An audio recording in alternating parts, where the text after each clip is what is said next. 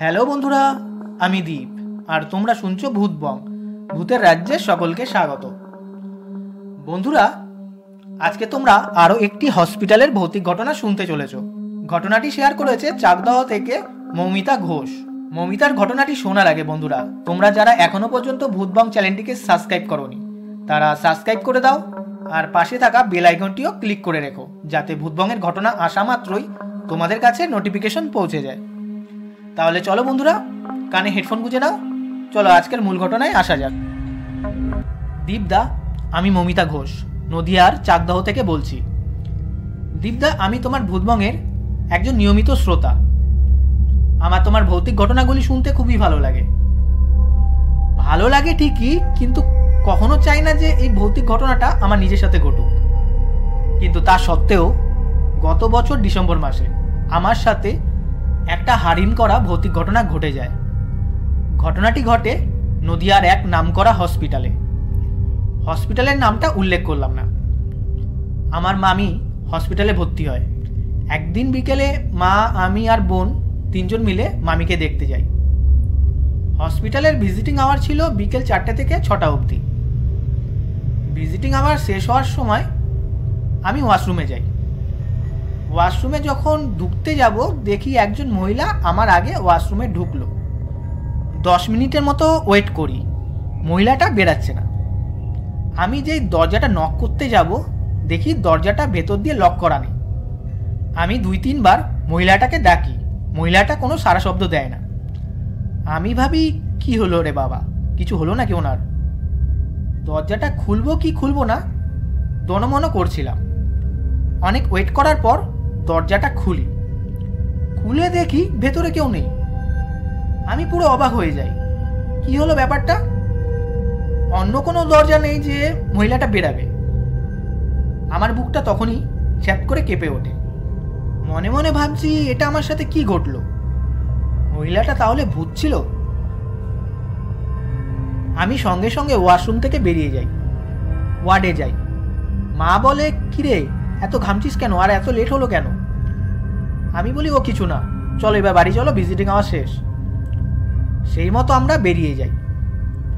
আমরা হসপিটালের পেছনের গেট দিয়ে বেরাবো, তাই পেছনের গেটের দিকে যাই।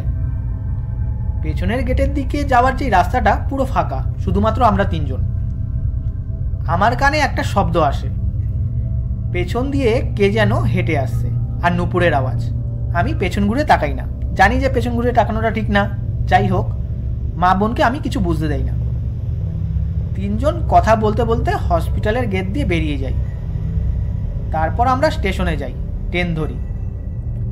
ট্রেনে ওঠার পর মা বলে, আচ্ছা তোরা কিছু আওয়াজ পেয়েছিলিস? বোন সঙ্গে সঙ্গে উত্তর দেয়, হ্যাঁ মা, ওই রাস্তা দিয়ে যখন আসছিলাম তখন নুপুরের আওয়াজ পাচ্ছিলাম। আমিও বলি, আমিও তো পেয়েছি, তোমরা ভয় পাওয়া বলে সেই মুহূর্তে কিছু বলিনি। আমি বলি, যাই হোক বাদ দাও, বাড়ি চলো, অনেক কিছু ঘটেছে সেগুলো বলবো। আমরা ঠিকঠাক মতোই বাড়ি পৌঁছাই। মা আমাকে বলে, মনা তোর ঘেটির মধ্যে এত নখের আঁচড় কেন রে? আমি বলি, কই? আমি যে ঘেটির মধ্যে হাত দেই, ঘেটিটা পুরো জ্বলে ওঠে। আমি তখনই হসপিটালের ওয়াশরুমে যা যা ঘটেছে মা আর বোনকে বলি। মা, বোন আর আমি তিনজনই খুব ভয় পেয়ে যাই। এখনও তো কিছু হয়নি, আরও কিছু আমাদের জন্য ওয়েট করছিল। কলিং বেলটা বাজে, দরজা খুলি, দেখি পাশের বাড়ির কাকিমা। কাকিমা ঘরে ঢোকে। কাকিমা আমাদেরকে জিজ্ঞাসা করে, ওই মহিলাটা কে ছিল রে? আমরা বলি, কোন মহিলা? কাকিমা যা বলে ওটা শুনে তো আমরা তিনজনই পুরো শক হয়ে যাই। কাকিমা বলে, একজন মহিলা কতক্ষণ তোদের গেটের সামনে দাঁড়ানো ছিল চুপচাপ। আমি ভাবলাম তোদের কোনো রিলেটিভ হবে হয়তো, উনি দাঁড়িয়ে আছে, তাই আমি ভাবলাম ওনাকে যে বলি কলিং বেলটা বাজাতে। আমি যে ঘর থেকে বেরিয়ে ওনাকে বলতে যাব, দেখি উনি ওই জায়গায় নেই, পুরো উধাও।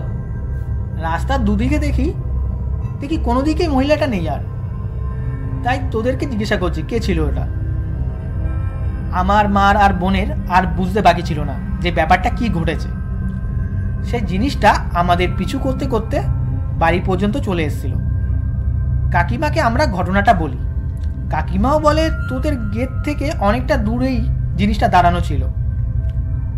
আমাদের গেটের দুই সাইডে মা কালী ছবি ছিল, তাই সেই জিনিসটা আর বাড়িতে প্রবেশ করতে পারিনি। দীপদা, এই ছিল ঘটনা।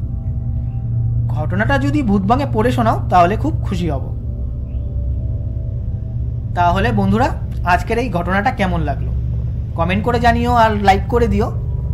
আর বন্ধুরা, তোমরাও যদি ভূতবঙ্গে ঘটনা পাঠাতে চাও, সবাই তো জানোই কীভাবে ঘটনা পাঠাতে লাগে ভূতবঙ্গে। আর যারা জানো না তাদেরকে বলে রাখছি, তোমরা যদি ঘটনা শেয়ার করতে চাও ভূতবঙ্গে, তাহলে ভূতবঙ্গের ইমেল আইডি bhutbongofficial@gmail.com পাঠিয়ে দিও। তাহলে বন্ধুরা, আজকের জন্য এইটুকুই। Tata, by.